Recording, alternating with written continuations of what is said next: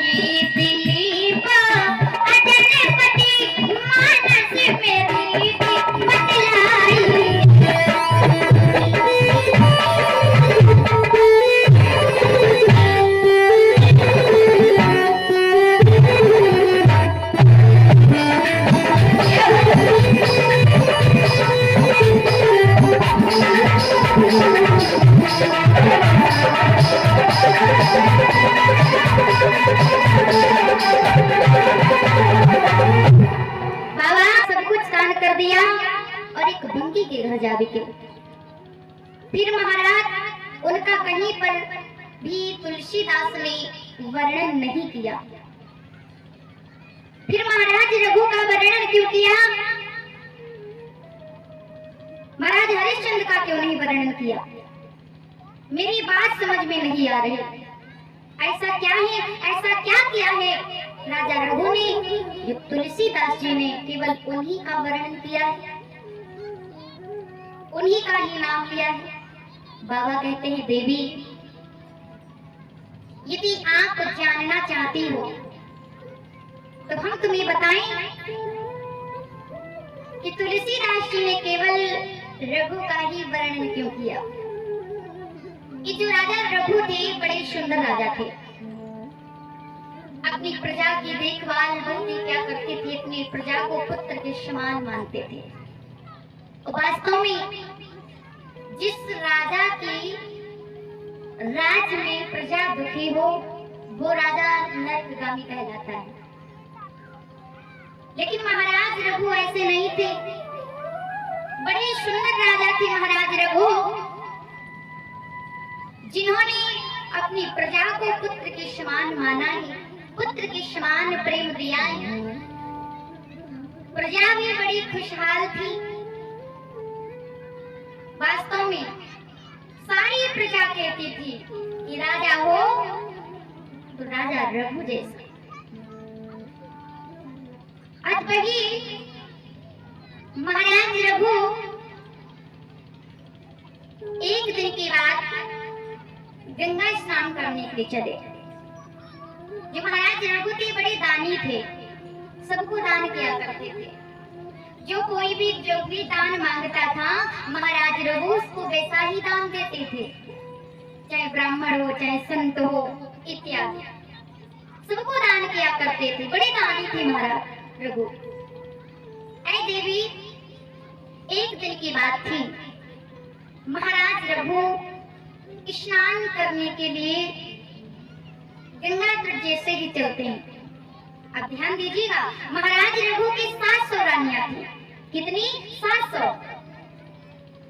प्रतिदिन राजा रघु जाया करते थे, एक न एक नारी को ले जाकर के दान किया करते थे, क्योंकि बिना नारी के दान अधूरा माना गया है। रोजाना महाराज रघु अपनी रानी को ले जाया करते थे। एक दिन की बात, सबसे छोटी रानी जो थी महाराज रघु से कहने लगी, महाराज आज मैं भी आपके साथ में चलना चाहती हूँ। आप हमसे बड़ी रानी को ले जाते हैं, हमसे छोटी रानी को ले जाते हैं, लेकिन हम तो सबसे छोटी हैं। हे स्वामी, आज हम भी आपके साथ में चलना चाहते हैं, हम भी दान पुण्य करना चाहते हैं। महाराज रघु बोले तो बड़ी अच्छी बात है, हमारा धर्म है, कर्तव्य है, दान करना हमारा धर्म है, ये तो बहुत अच्छी बात है। आज दोनों हाथ जोड़ करके वही रानी कहने लगी, स्वामी मैं भी आपके साथ में आज चलूंगी, मैंने सुना है कि जो राज की जितनी वासी है, इन लोगों के मुख से एक ही बात सुनी है कि आप किसी का हृदय नहीं दुखाते हैं। इंसान की तो बात छोड़ो, मैंने सुना है आप जीव जंतुओं का भी कोई मरण नहीं करते हैं, पशु पक्षी इत्यादि किसी का भी हृदय दुखित नहीं करते हैं। तो स्वामी मेरी भी इतनी बात मान लो, हमको भी साथ में ले चलो। और दोनों हाथ जोड़ करके बोलिए, सुनो स्वामी, मैं भी तुम्हारे साथ में आज चलना चाहती हूँ। आज उसी समय जैसे ही महाराज रघु ने सुना, राजा रघु कहने लगे, रानी क्या कह रही हो, आप भी चलोगी? वैसे तो मैं आज जो हमारी मझली रानी उसे ले जाना चाहते थे, लेकिन अगर आप चलना चाहते हो तो चलो। तो रानी ने चरणों को छुआ और खड़ी हो गई सामने और कहने लगी, स्वामी सुनो कि हम हो चलब पिया तोरे संगा, चलब पिया तोरे संगा।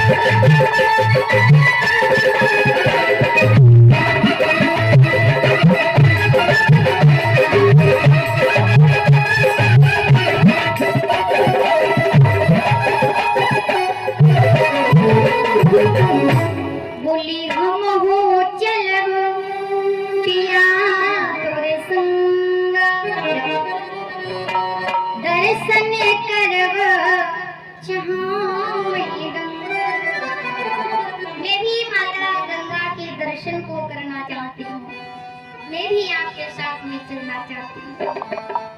महाराज रघु ने जैसे ही सुना तो छोटी रानी को साथ में ले लेते हैं और जैसे ही आगे को कदम बढ़ाते हैं, किले संग नारी भूप चल दीना, साथ में लिया और चल दिए। किले संग नारी भूप चल दीना और करी स्नान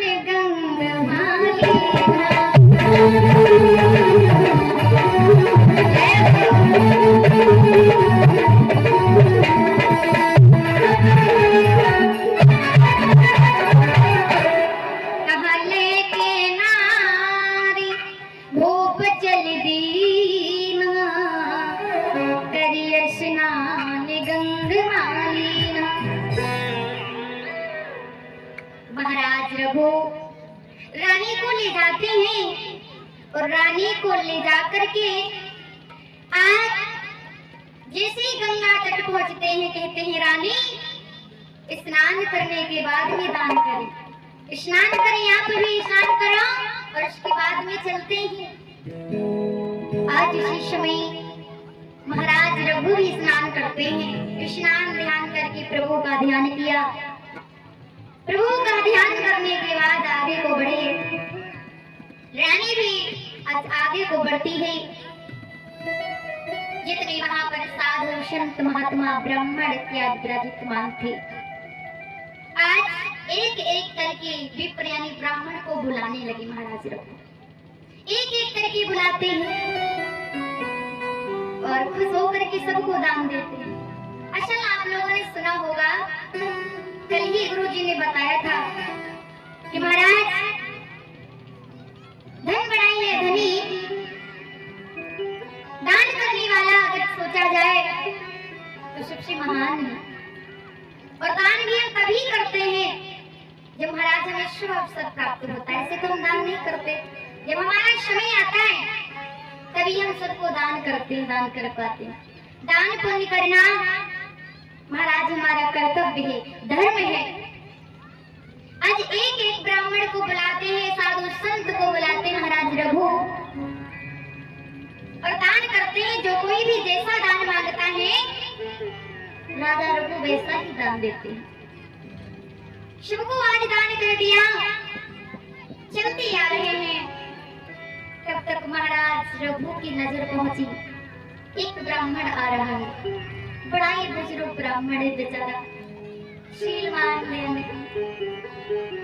देख करके महाराज रघु ने आज उस ब्राह्मण को भी रोका। ब्राह्मण जी, मैंने शिव को दान दिया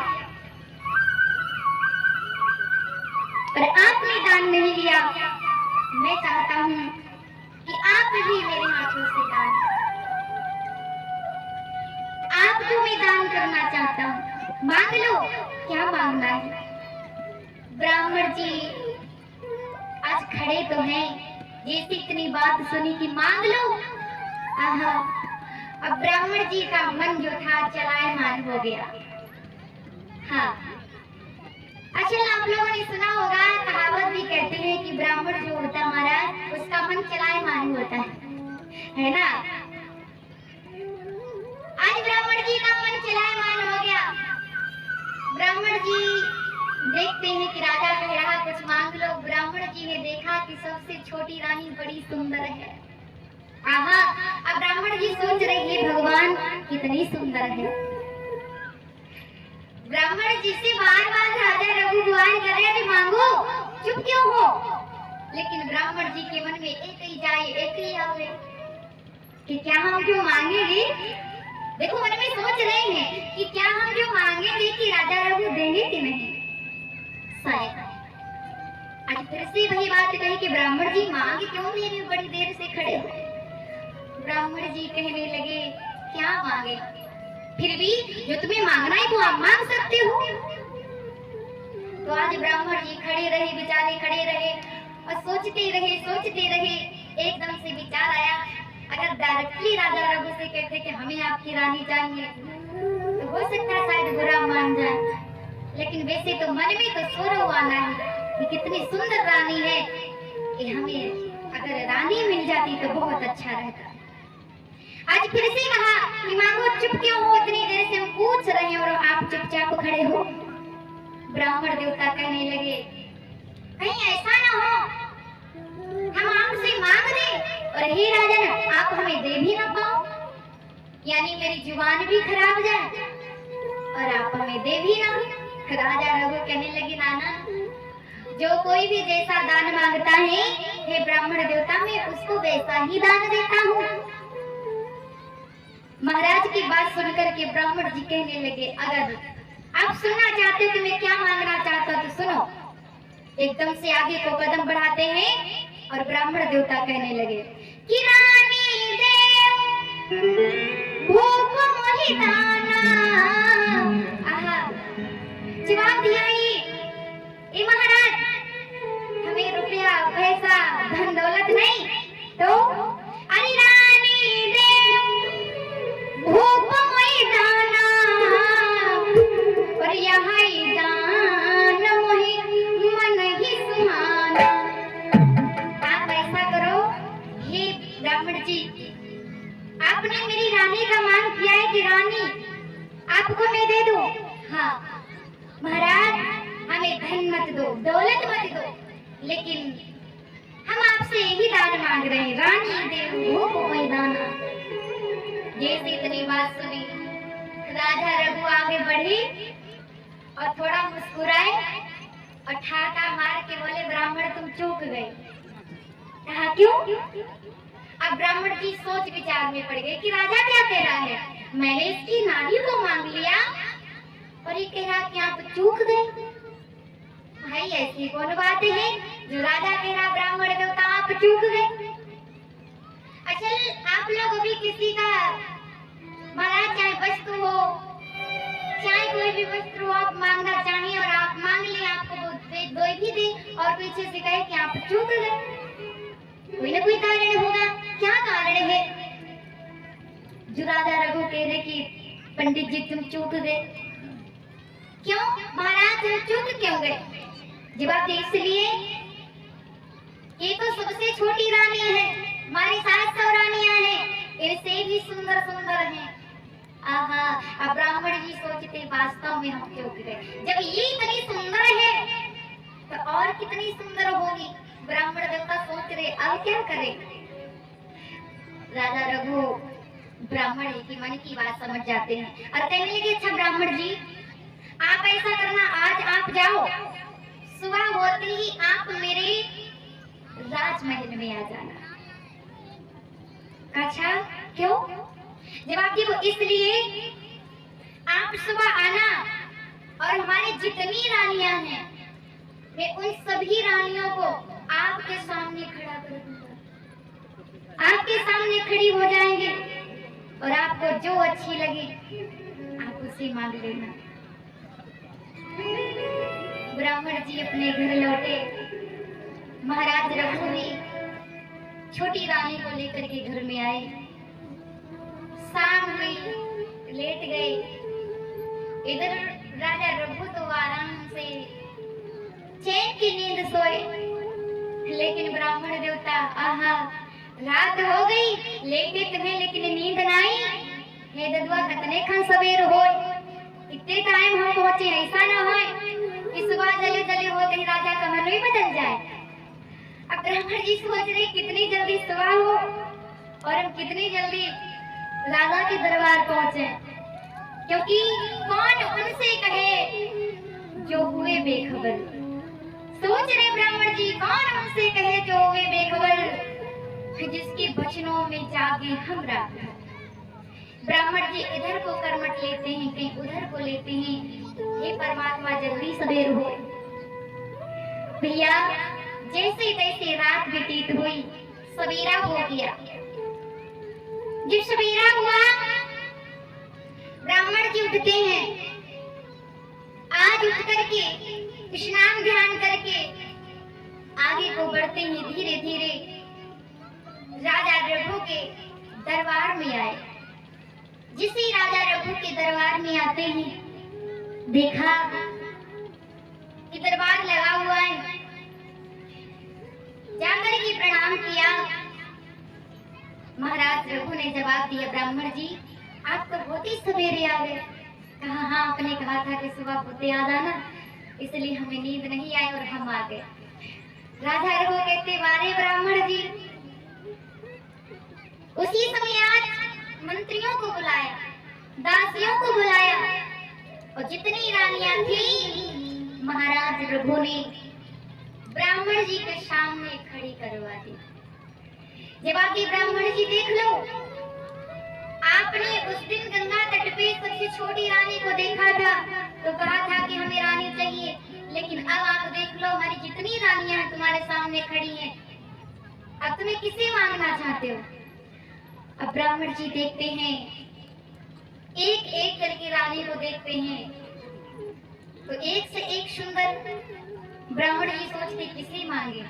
अब वही कहावत, जब महाराज पहुंच जाते हैं कहीं भी अच्छी जगह और हमारा मन महाराज एक ही आता है, एक ही जाता है, मन इधर उधर विचलित होने लगता है। अब राजा रघु देख रहे हैं कि ब्राह्मण जी क्या कहेंगे। उसी समय आज ब्राह्मण जी कहने लगे महाराज तुम्हारी इतनी रानियां हैं, हमें एक से बढ़कर एक सुंदर दिखाई देती हैं, क्यों ना आप ऐसा करो, आपकी जितनी रानियां आप हमें उतनी ही दे दो। आज उसी समय राजा रघु कहने लगे वारे ब्राह्मण जी आपने ये क्या कह दिया, हमारी जितनी रानियां थी उतनी की मांग कर ली। आज उसी समय जैसे इतना सुना राजा रघु कहने लगे ठीक है दी ऐसा है तो हम मना तो नहीं करेंगे, क्योंकि हमारी रघुकुल की रीति परंपरा है। जब आप यदि ना देना चाहो तो कोई बात आपको बुरी ना लगी हो तो मैं नहीं मांगूंगा। ब्राह्मण जी चलने लगे।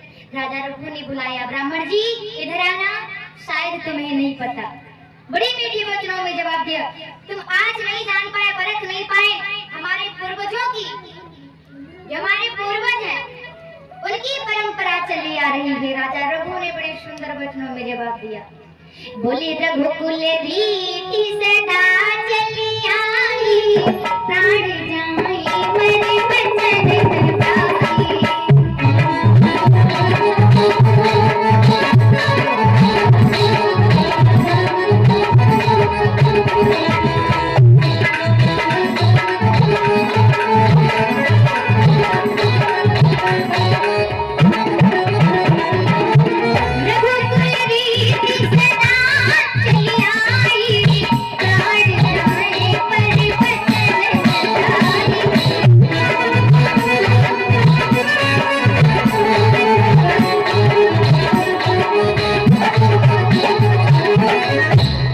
जवाब दिया रघुकुल रीति सदा चली आई, प्राण जाए पर वचन न जाए। रघुकुल की परंपरा है, मेरे प्राण क्यों ना जाए, लेकिन ये वचन नहीं